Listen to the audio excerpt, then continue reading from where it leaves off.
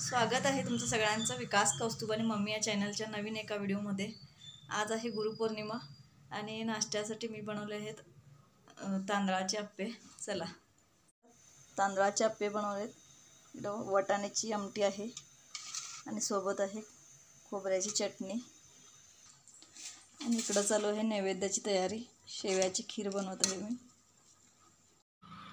या गुरुपौर्णिमेला पिंपळाच्या पानाची सुद्धा पूजा केली जाते आमच्याकडे। पूर्ण पिंपळाची पानं काढून ती पूर्ण चौकटीला वगैरे लावली जातात आणि त्याची पूजा केली जाते। चला दाखवते कसे।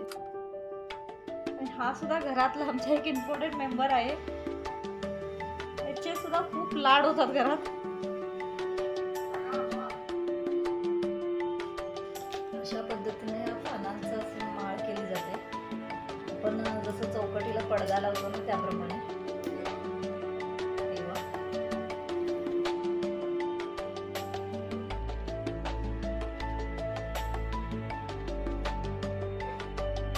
हे बघू शकता, पिंपळाची पानं असं पूर्ण चौकटीला बांधली जातात।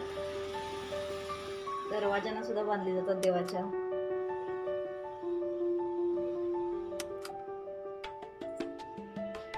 मी इथं नैवेद्य तयार केलाय। हे बघू शकता, वांग्याची भाजी, शेवयाची खीर, डाळ भात आणि लोणचं आहे सोबत।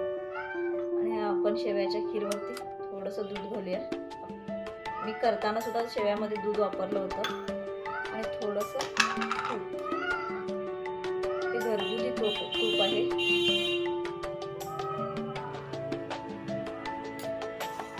आम्ही स्वामींसाठी नैवेद्य केला आणि हा नैवेद्य घरच्या देवांसाठी केलेला आहे। जे आपलं फूल असतं त्यासाठी।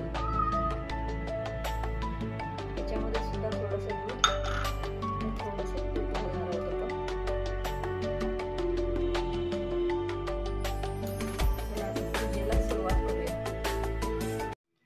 इकडं पूजेची सगळी तयारी झालेली आहे।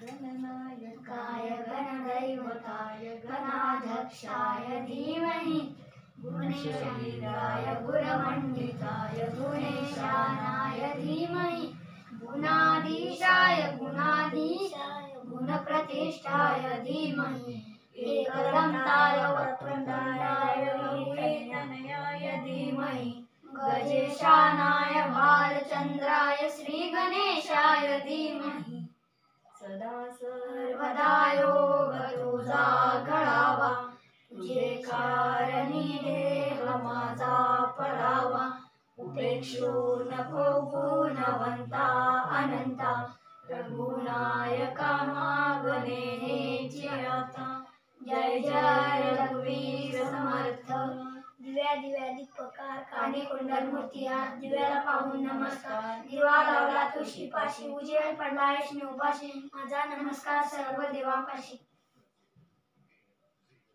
जय जय रघुवीर समर्थ।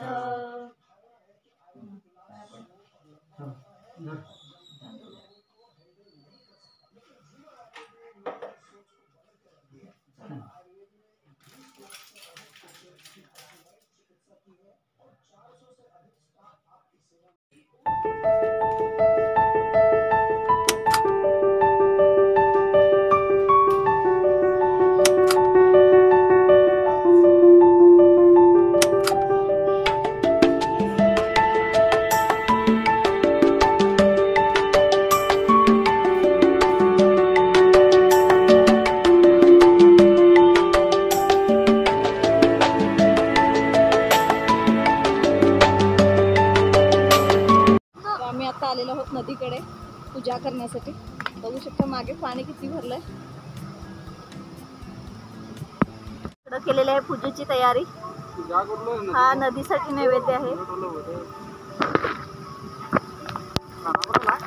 हे आहेत 5 पांडव पूजेला लावतात। इकडे काय ते हातकांडेश्वर मंदिरसाठी केलेलं आहे। इकडनं मंदिर खूप दूर आहे त्यामुळे आम्ही इथूनच पूजा करणार आहोत। आणि इकडे बघू शकता नदीला पाणी किती आलंय. नदी पूर्ण तुडून भरून वाहत आहे.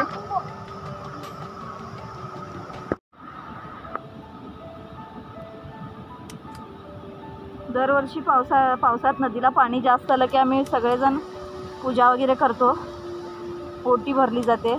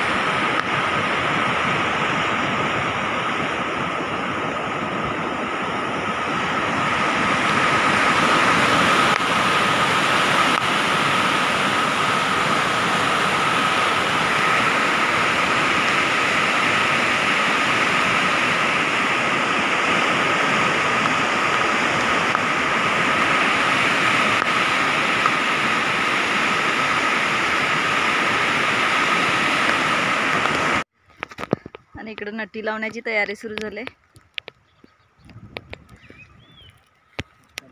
वातावरण बघू शकता शेतातलं एकदम थंडगार. पाऊस सुद्धा धरलाय. आणि इकडून आहे हातकांडेश्वर मंदिरसाठी. आणि इकडे बघू शकता पूर्ण तळं भरून पाणी इकडे येत आहे.